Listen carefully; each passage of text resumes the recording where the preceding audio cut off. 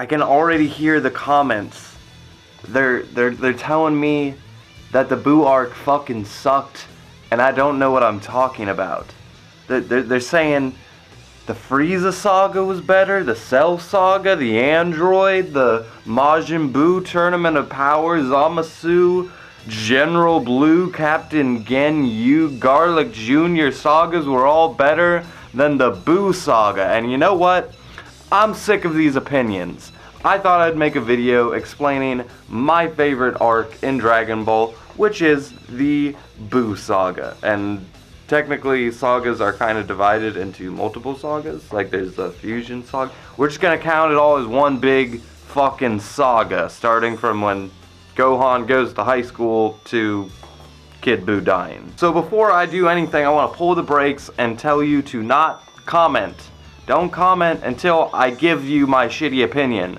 Then you can comment and tell me I have a shitty opinion. Okay? Just let me get this out there before you destroy my favorite arc. Anyway, you read the title, you know what we're doing here. We're looking at why the Buu Arc is the greatest arc in Dragon Ball, or at least Dragon Ball Z. I technically still have some things I haven't watched, and you know, the Dragon Ball Super is still so new, and there's new stuff coming out. I haven't even seen Broly yet.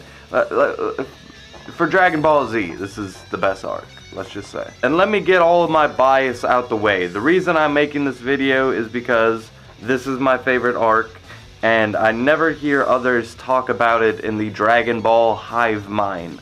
But a big reason I got into Dragon Ball around this time is I got really into movies and watching VHS tapes. There was one summer break where I just would pop in VHS tape after VHS tape, and some of those VHS tapes had quality Dragon Ball content on them, and that included a lot of episodes from the Buu Arc. And then I had some of the movies, which were really good, but then I had like a Dragon Ball GT VHS tape and like a Garlic Jr. VHS tape. I didn't watch those ones as much. But specifically, the episodes I have watched like a dozen times were Super Buu versus Gotenks in the Hyperbolic Time Chamber, Super Buu absorbing Ultimate Gohan and Piccolo, the episodes where Gohan broke the Z-Sword and obtained the old Kai's blessing of incredible dance moves.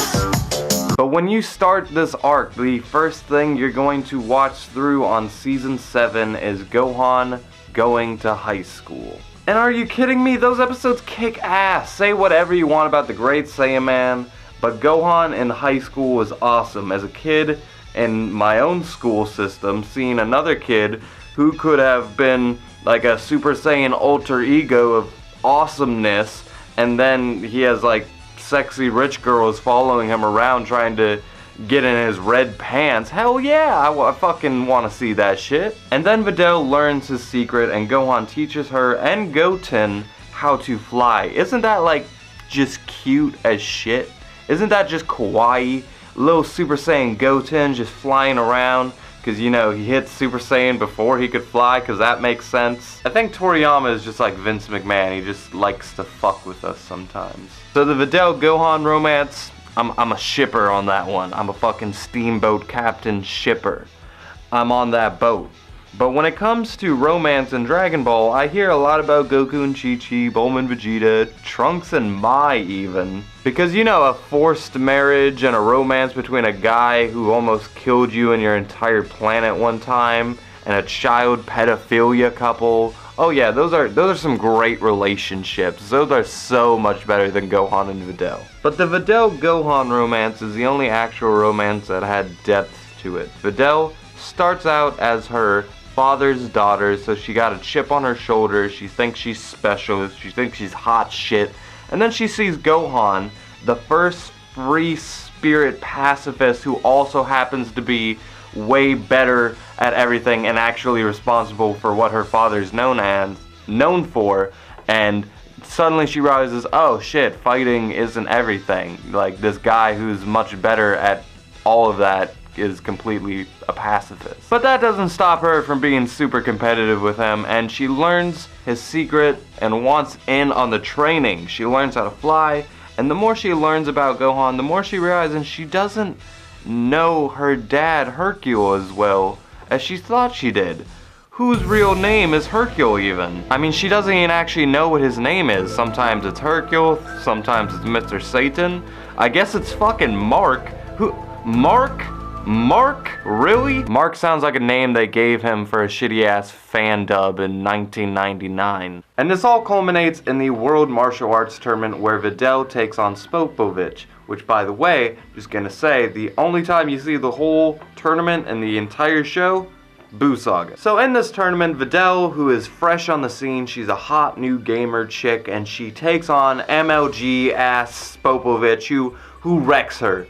Vidal gets washed. She gets destroyed. It's the most brutal fucking scene in all of Dragon Ball. And this triggers the entire arc, because after that we meet Supreme Kai. And Supreme Kai, he's a weird guy. You know, at first he's all kind of creepy, and he's smiling weird.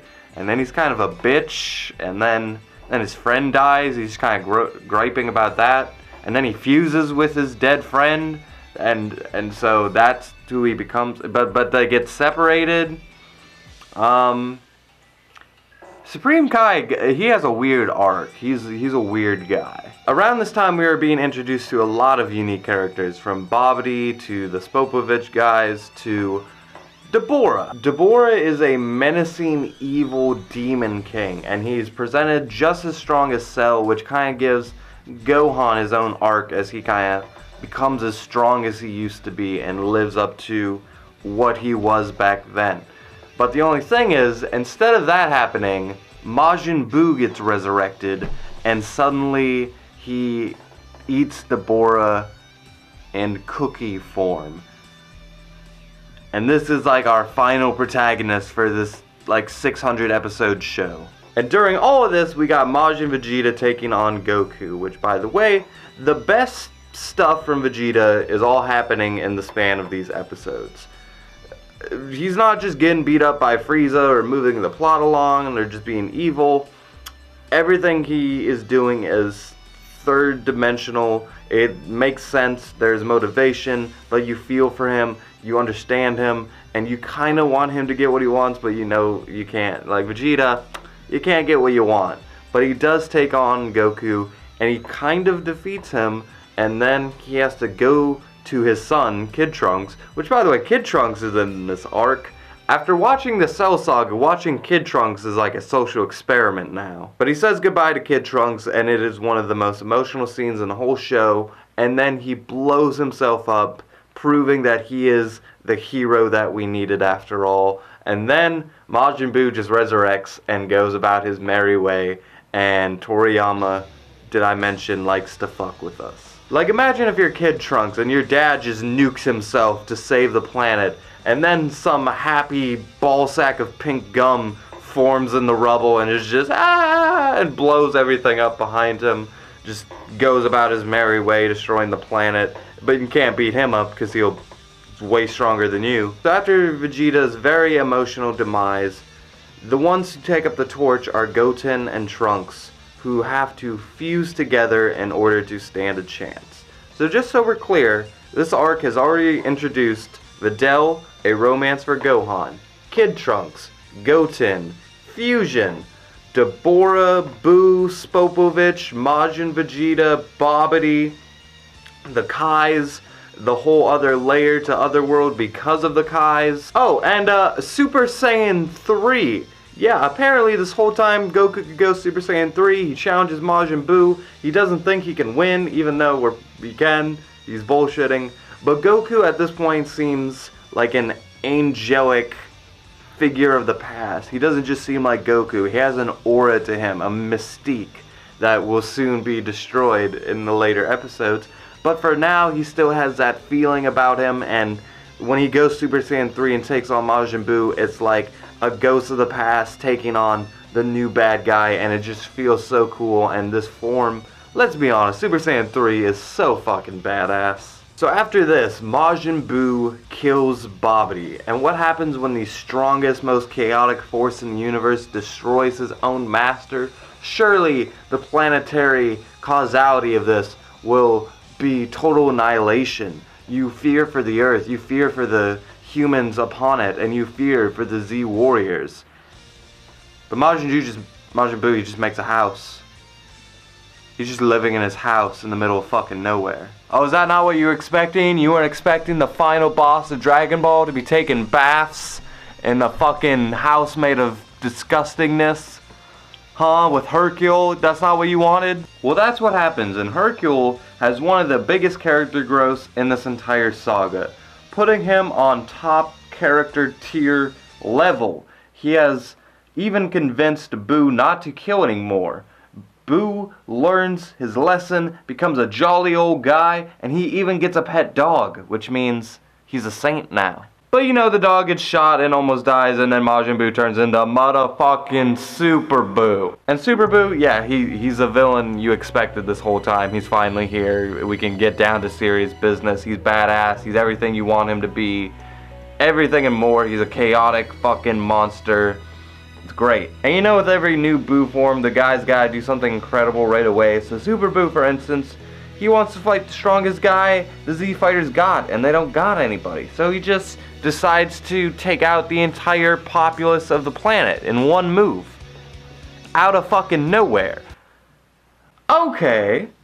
Haven't seen that one before. So Mr. Satan is left wandering a deserted planet with nobody left to praise him, realizing all his shortcomings and all the true meanings of Christmas or something like that. He learns some shit on this walk of his. And in the Room of Spirit and Time, before this, there was nothing special. We saw Gohan turn into a Super Saiyan 1, but we really didn't get to fully appreciate its presence. But now, we have a full-on, big-ass battle taking place within the hyperbolic time chamber, finally giving it a little bit more of a iconic presence. And Gotenks vs Super Buu is a super fun fight. It keeps raising the stakes and using unique move after unique move, arsenal against arsenal, but at the same time, it's not the last battle, so it can have fun with itself. So Gotenks is pulling out all these dumbass moves with ghosts and donuts, and at one point Super Buu is just getting sick of it and he's reading a fucking magazine. But right before Gotenks can go Super Saiyan 3, Piccolo destroys the hyperbolic time chamber's door, leaving them trapped in there forever. And when I say forever, I mean forever ever.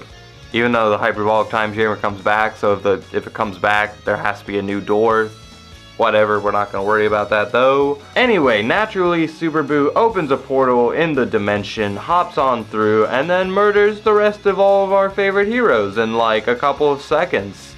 Kills Krillin, 18, Yamcha. I mean, Yamcha not as much a big deal, but he turns them all into chocolate and eats them, and it's damn. But then Gotenks is like, what the HFIO, Piccolo? I was about to go Super Saiyan 3 and destroy that man. So, in his rage and in his desire to get the fuck out of a hyperbolic time chamber for all eternity, he opens a portal in a new dimension, turning Super Saiyan 3 in the process, and leaves and is ready to take on Super Buu right in the nick of time. And what I mean by right in the nick of time, I mean right after Super Buu has already killed everybody. Good timing there, Gotenks. So Gotenks and Buu fight, but just as it seems Gotenks' fusion is done, the universe can't be saved. Oh no! But then look in the sky. It's not a bird, a plane, it's a motherfucking mystic, ultimate, some kind of cool adjective Gohan. Now let's talk about Gohan a little bit, okay?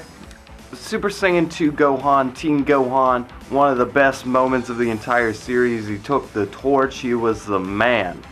And then he got fucked around a little bit. He got turned into what he later became, a book nerd. And at first it was alright, it was just high school Gohan, and then this great Saiyaman kind of messed it up. And then Toriyama from there on out just kind of seemed to want to make him a loser who wears tracksuits sometimes. That was not the case when Mystic Gohan arrived. When Mystic Gohan arrived, it was kind of like the perfect version of Gohan. Like, Mystic Gohan looks like he's gonna fight you and remain powerful and still gonna be able to be a pacifist who reads books and shit. That was the vibe I was getting.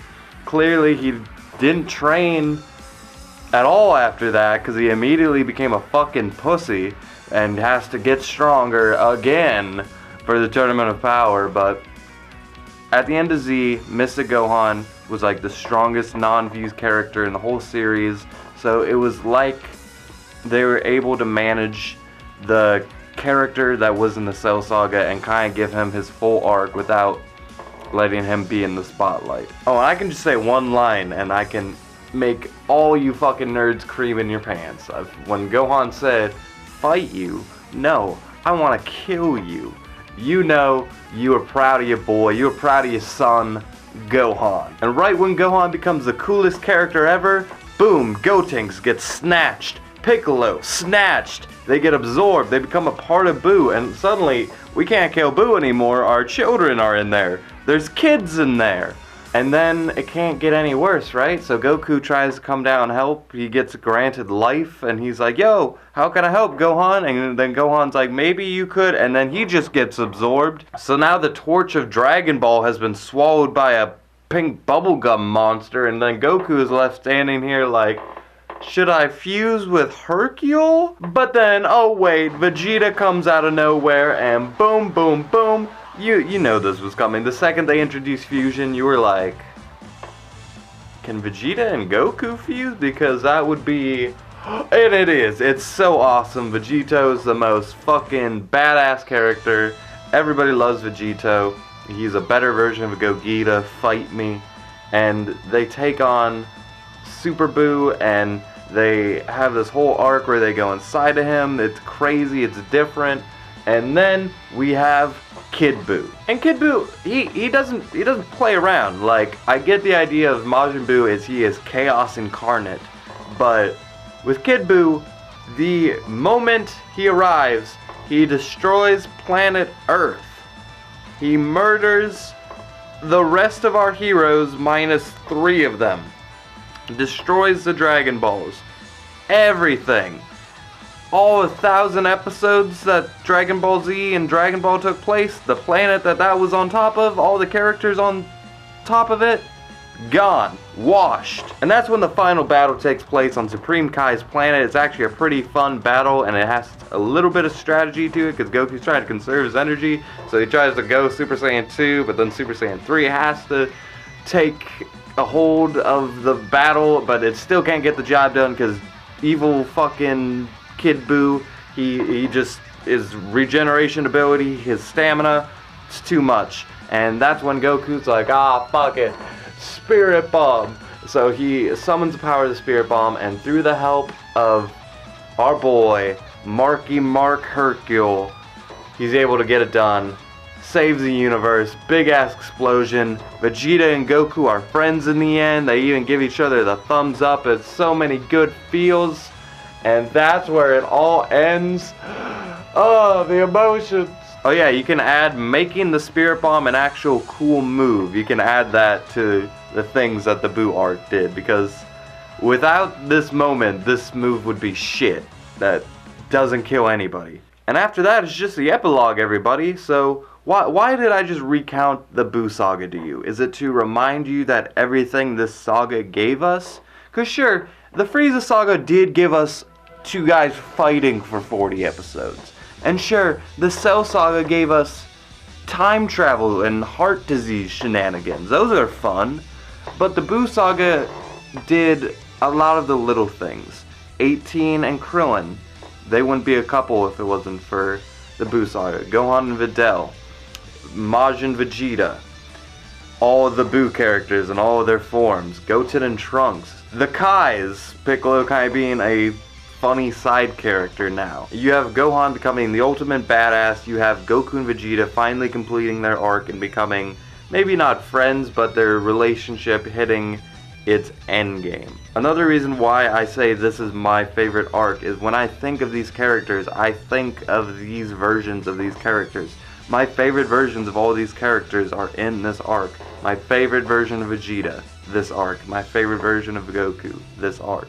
My favorite version of Gohan, maybe not so much, but this version of Gohan really feels more well-rounded. He feels like an actual adult, and it feels more genuine when his actions take hold, rather than when he was kind of just a emotional kid who was in over his head. Then you got Goten and Trunks, who would not exist without this arc. And there's a lot of really fun moves that were introduced throughout this arc. There's Super Saiyan 3. There is all these crazy absorptions going on. You got Buu taking out the planet, taking out everyone on the human world. And you really think for a moment that maybe someone will die permanently, and you get a bunch of anxiety, and then it all blows up in the most mega spirit bomb, and it's the most amazing big ending that we could have gotten. And then the epilogue itself, very sweet, very simple. I love it. There was a time when I would just throw on random episodes of Dragon Ball Z. I could just fall asleep to that shit, you know? And a lot of the other arcs just don't have the range that this saga does. The Namek saga is all taking place on one planet. It's all a bunch of fighting or shenanigans. The Cell saga, it's a lot of talking, it's a lot of random fights that don't really mean as much. They're kind of just leading to other things. And then you have the Buu saga, which ranges from Gohan in high school to Hercule and Buu bonding to epic fights of galactic proportions to fucking Gotenks fighting Super Buu in a super funny hyperbolic time chamber fight. This arc had everything. It had my favorite versions of all the characters, and it did the most for the series on terms of establishing this is where the world is going to end. You ever just get photobombed by your cat in the middle of the video? Shadow, if you're gonna be in this video and you're gonna photobomb me, you gotta tell me what your favorite Dragon Ball Z arc is. Oh, okay. Not a Majin Buu fan, I see. Okay. Fucking casuals. Anyway, I feel I've illustrated my points further. If you would like to get down and dirty in those comments and fight me on this topic, you are more than free to do so. In the end, I know everyone has different favorite arcs for different reasons, and I know it's all personal bias and memories and yada yada yada, and there's more Dragon Ball content that will come out in the next 100 years, so we will probably maybe get a new favorite arc.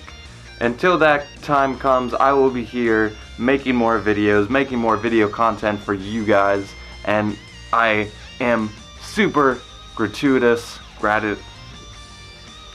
I'm grateful, let's just use that word, for you guys and your support and for watching. And until next time, with that, I leave. You've been getting high, well maybe a little, baby, I don't wanna lie.